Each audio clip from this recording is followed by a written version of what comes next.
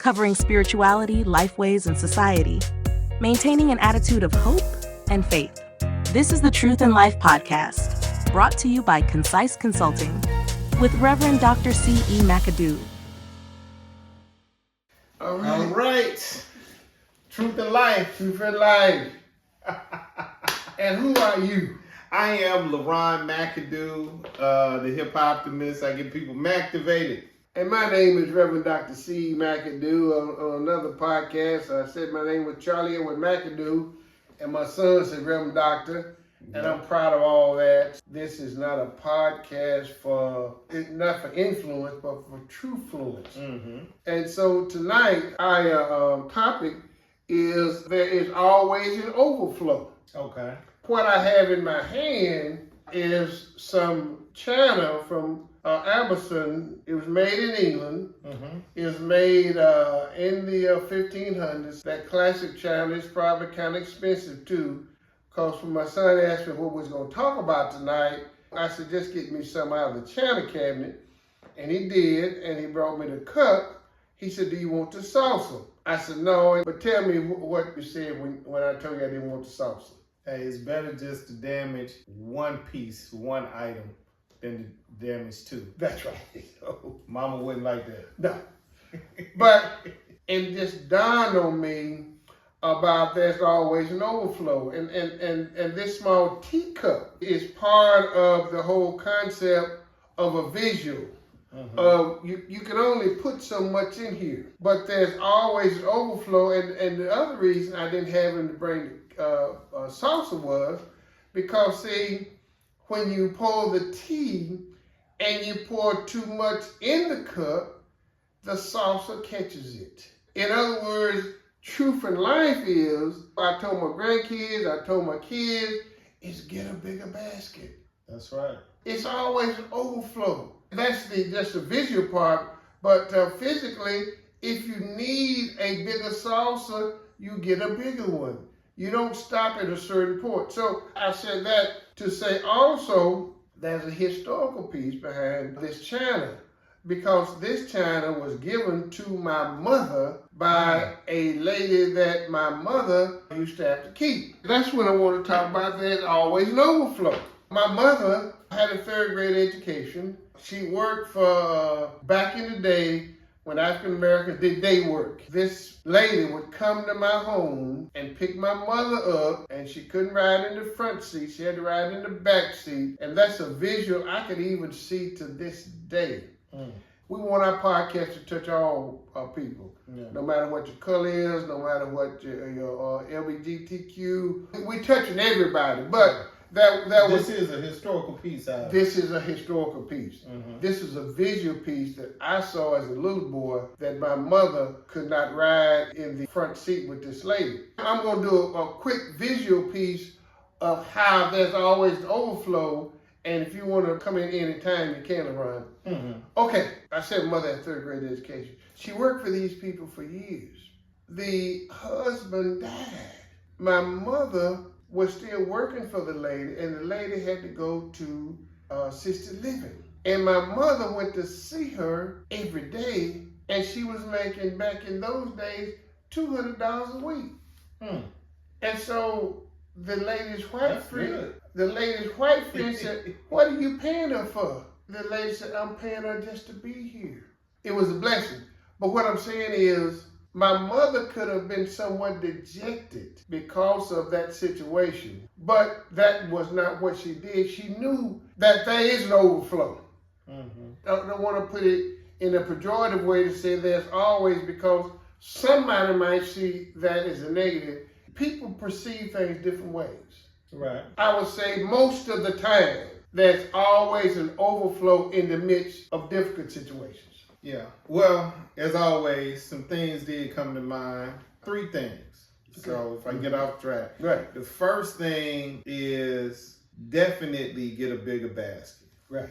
The second thing is history, fact versus feelings. And then the third thing is there's always an overflow, so you have to bring your cup. Oh, okay. Yeah. So I'll go with the first thing. Mm-hmm. Immediately when you talked about the cup and the saucer and then said bigger basket. So my father has always told us, get a bigger basket. Strive for more, expect more, anticipate more, work for more, go out and be more to get more. Just do that.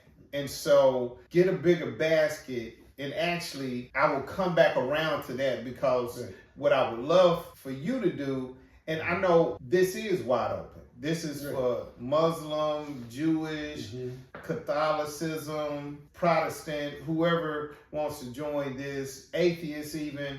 But I want you to give the biblical text behind Give a Bigger Basket, which some of you out there may already be knowing what it is. So the second thing was the historical piece, facts versus feeling. So a lot of times people get hung up on feelings over facts and you can't move forward. And a couple things about that. I once heard the best investors are those who have no emotional tie to the stock. Because they can think clearly, they can think logically, they can think strategically about the stock. And as much as we talk about our gut feeling, most of the times when we follow our gut feeling, we end up in the worst place. Our nose wide open, end up in the worst place. High emotion. Get too excited, end up jumping off a bridge, worst place.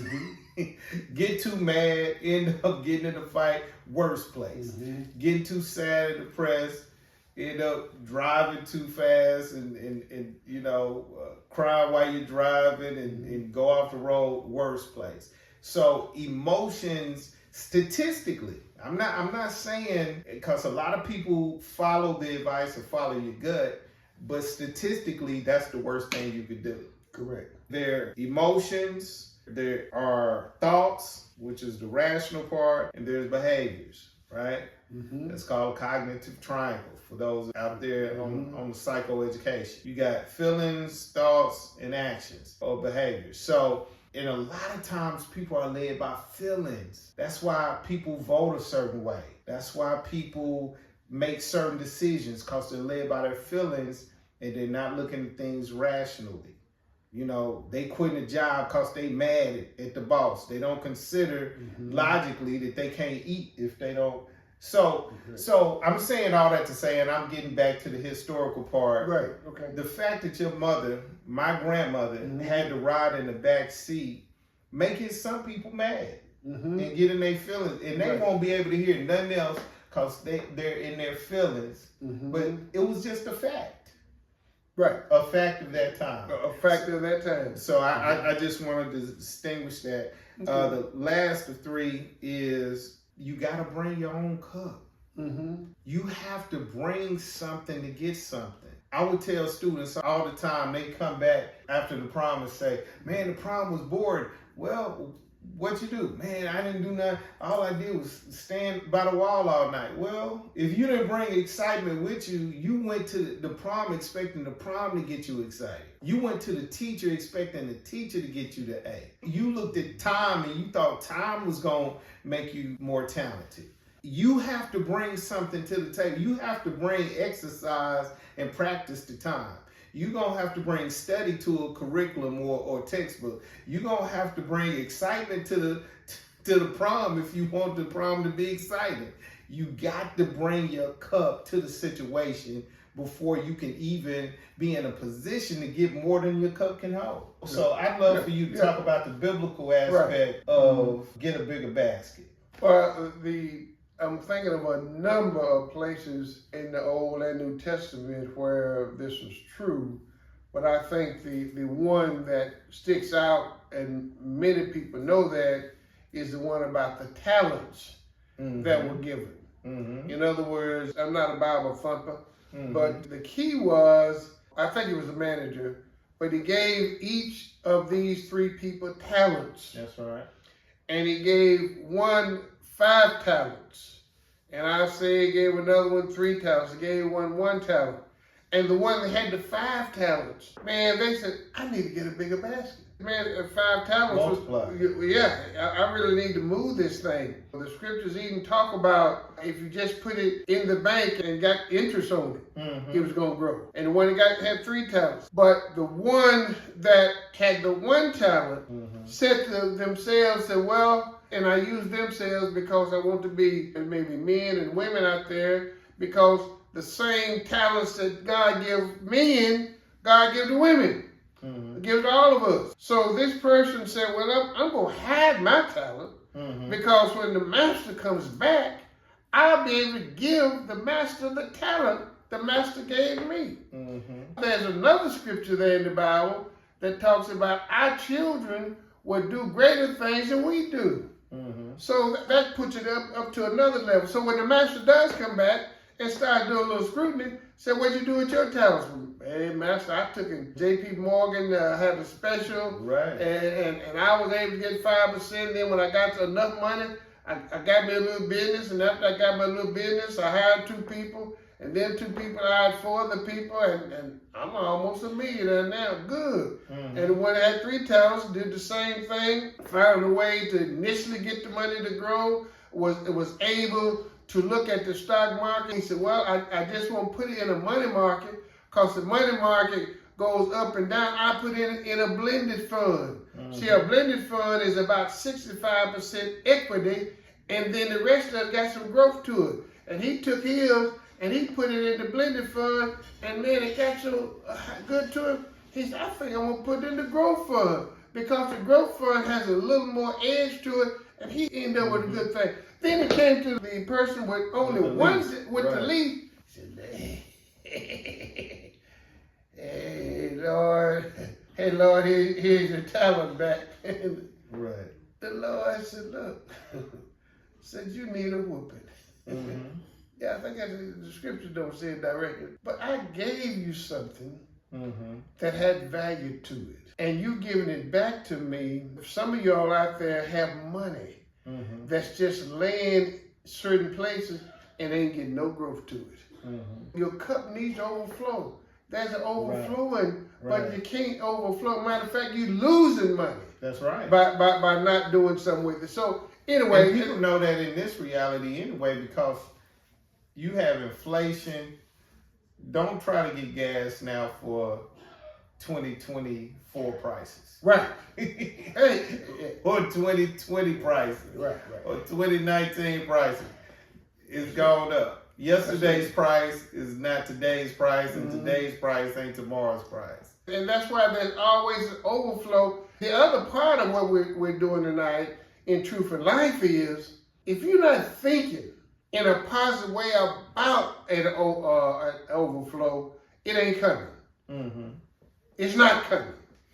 What I'm saying is, there's a certain mental attitude that we've got to have. And listen, it may take some trips. It took 1,000 times. Graham Bell. Alexander Graham Bell. Yeah. Right, but what I'm saying is, but he kept trying. And that's the other thing I've tried to say to my children and to say to me is, just keep trying. It may not always work the first time, but if you keep trying, if that overflow is coming to you, it's kind of personal. But the Lord blessed us one time. We just put a little money in the stock market, got a lot of money back, and it was just a blessing. And so what I'm saying is, we've done that more than once. We sure have.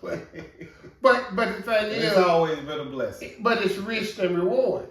Right. See, what the thing is, that's another mind game that a lot of us, particularly in some of our cultures, have not really gotten down. Is we're afraid of the risk and reward part. So, but there is a blessing. This cup can overflow, and when it does, don't stop it. Leron McAdoo is a motivational speaker for educators, students, and parents. If there is low morale of teachers, low effort and focus of students, or low engagement of parents, then let's get Mactivated. I'm Leron McAdoo. I'm also known as Ron Mac the Hip Optimist because of how I Mactivate people in education. Leron McAdoo is a 30-year educator, a classroom practitioner, and a teacher workshop facilitator. I've taught teachers how to be creative with their curriculum, build relationship, and manage the classroom. I've taught students how to find their purpose, monetize their talent, and prepare for adulthood. I've taught parents how to prepare their child, work with teachers, and how to look at education. My goal is to give students what they really need to be the best. For the top educational motivation for the next generation, get Mactivated. Get Leron McAdoo. 501-350-6646 or mactivated@gmail.com. I think it's anticipating and expecting that overflow. Right. Expecting that good. Expecting to get more from your investment than just your investment. Right. And that, I think, is what people are missing. And when you don't have anticipation, when you don't have expectation, you really don't have faith. No. Because faith will not give you evidence. And so, again, it goes back to you not willing to take the risk of stepping out on faith.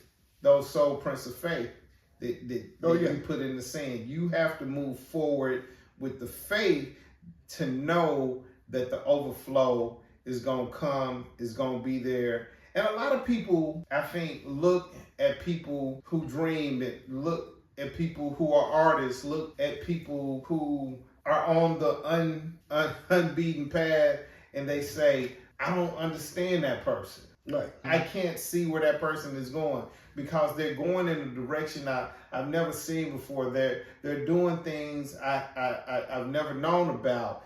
And the truth of the matter is that's how innovation happens. That's how moving forward happens. That's the evidence of faith right there. The fact that somebody believes that they can move forward and get that overflow in their lives. And the whole key of what you said earlier, in which I've read the book called Soul Prints of Faith. And well, you'll get a chance for those of you when the podcast will have these books on it. But in that book that I wrote, it was based on my theological training, and it's a fancy word called a credo. And you say, well, what's a credo? A credo is a belief statement. I'm finna go back to the overflow here. I went to a very creative seminary. The seminary I went to, the first 2 years you were there, you could quote all these great theologians, and you could quote them and say this and that. But at the end of 2 years, they brought you in to write your credo. So what I'm saying is, I'm going back to this overflow again. I could not overflow on a theologian that had written something else. I had to overflow on my own. So I went into that session and we talked about theological concepts, Christology and Pauline studies and all that kind of theology. And I had to be able to say, my cup runneth over with what I have been able to do for myself. And so that meant I was able to articulate what I understood about my soul prints of faith, and going back to what you just said, in a living reality. And that was part of, but I don't want to get them Kansas City stories. We had so many overflows that was just because I went with a positive attitude. That's right. And left with a positive attitude. Well, LeRon got sick and had chicken pox and almost died. I mean, that's a true story. But that's true. But Truth and life. Truth and life. But the thing is, that attitude and understanding of this always going to be an overflow.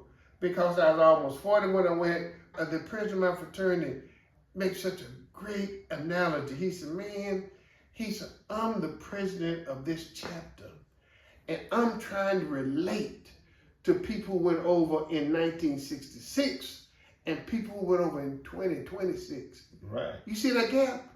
Right. So he's trying, for females in your sororities, you're trying to bridge that gap so everybody, and see, that's the one thing that I feel that we have a problem with, that were people in our community that was not just jealous, but they kind of looked at us and wondered how we got where we got to. But what I'm saying is, we cannot do it for others, but when you're thinking about others in what my fraternity president was doing, He's trying to include everybody. Some people just want their cup full. And once they get it full, they want to put a cap on it.